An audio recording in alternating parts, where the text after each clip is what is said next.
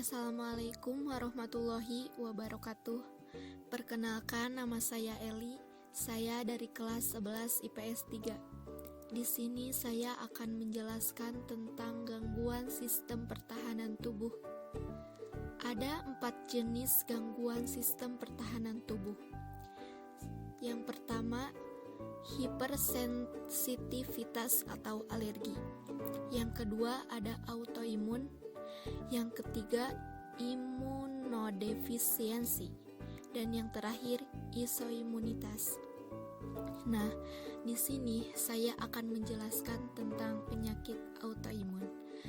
Penyakit autoimun adalah kondisi ketika sistem kekebalan tubuh seseorang menyerang tubuh sendiri.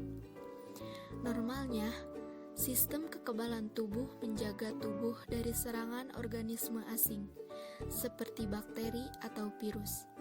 Namun, pada seseorang yang menderita penyakit autoimun, sistem kekebalan tubuhnya melihat sel tubuh yang sehat sebagai organisme asing, sehingga sistem kekebalan tubuh akan melepaskan protein yang disebut autoantibody untuk menyerang sel-sel tubuh yang sehat. Yang selanjutnya, penyebab penyakit autoimun. Belum diketahui apa penyebab penyakit autoimun. Namun, beberapa faktor di bawah ini dapat meningkatkan risiko seseorang untuk menderita penyakit ini. Yang pertama, etnis. Beberapa penyakit autoimun umumnya menyerang etnis tertentu.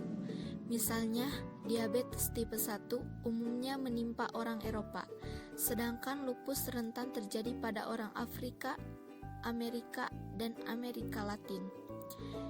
Yang selanjutnya, gender. Wanita lebih rentan terserang penyakit autoimun dibanding pria. Biasanya penyakit ini dimulai pada masa kehamilan. Yang selanjutnya, lingkungan.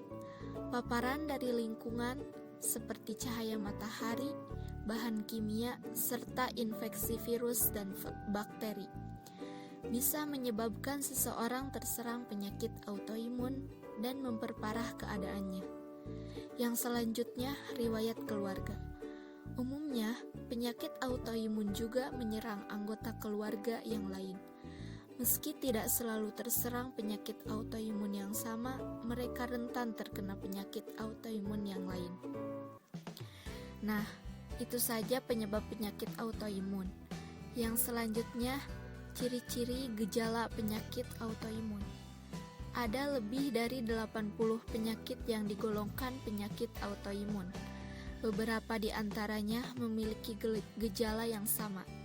Pada umumnya, gejala-gejala awal penyakit autoimun adalah kelelahan, pegal otot, ruam kulit, demam ringan, rambut rontok, sulit berkonsentrasi, kesemutan di tangan dan kaki. Masing-masing penyakit autoimun memiliki gejala yang spesifik. Misalnya sering merasa haus, lemas, dan menurun berat badan pada penderita diabetes tipe 1. Ada beberapa contoh dari penyakit autoimun beserta gejalanya adalah sebagai berikut. Lupus. Lupus dapat memengaruhi hampir semua sistem organ dan menimbulkan gejala seperti demam, nyeri sendi, ruam kulit, kulit sensitif, dan sariawan. Penyakit Graves dapat mengakibatkan kehilangan berat badan, mata menonjol, gelisah, rambut rontok, dan jantung berdebar. Yang selanjutnya, psoriasis, kulit bersisik. Yang selanjutnya, kolitis ulceratif dan Crohn's disease, perut nyeri, diare, BAB berdarah, demam, dan penurunan berat badan. Yang selanjutnya, rheumatoid arthritis, menimbulkan gejala nyeri sendi, radang sendi, dan pembengkakan. Yang selanjutnya, sindrom Guillain-Barré, kelelahan sampai kelumpuhan. Itulah beberapa contoh dari penyakit autoimun beserta gejalanya. Yang selanjutnya, bagaimana pengobatan penyakit autoimun? Kebanyakan dari penyakit autoimun belum dapat disembuhkan. Namun, gejala yang timbul dapat ditekan dan dijaga agar tidak timbul flare. Pengobatan untuk menangani penyakit autoimun tergantung pada jenis penyakit yang diderita, gejala yang dirasakan, dan tingkat keparahannya. Pasien juga bisa menjalani terapi pengganti hormon jika menderita penyakit autoimun yang menghambat produksi hormon dalam tubuh. Misalnya, untuk penderita diabetes tipe 1, dibutuhkan suntikan insulin untuk mengatur kadar gula darah. Atau bagi penderita tiroiditis diberikan hormon tiroid.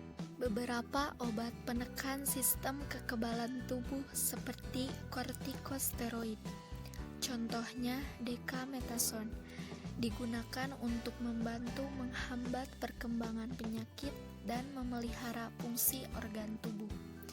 Obat jenis anti-TNF seperti infliximab dan mencegah peradangan yang diakibatkan penyakit autoimun, reumatoid arthritis, dan psoriasis. Pengobatan penyakit autoimun berpotensi menghabiskan biaya yang tidak sedikit dan mungkin perlu dilakukan secara berkelanjutan.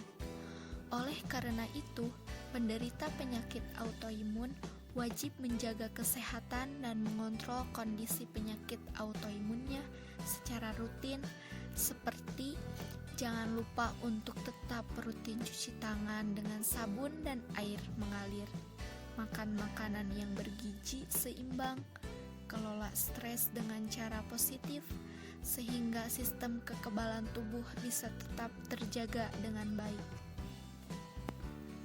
Mungkin hanya itu saja yang dapat saya sampaikan. Kurang lebihnya mohon maaf. Semoga bermanfaat bagi penonton. Terima kasih. Wassalamualaikum warahmatullahi wabarakatuh.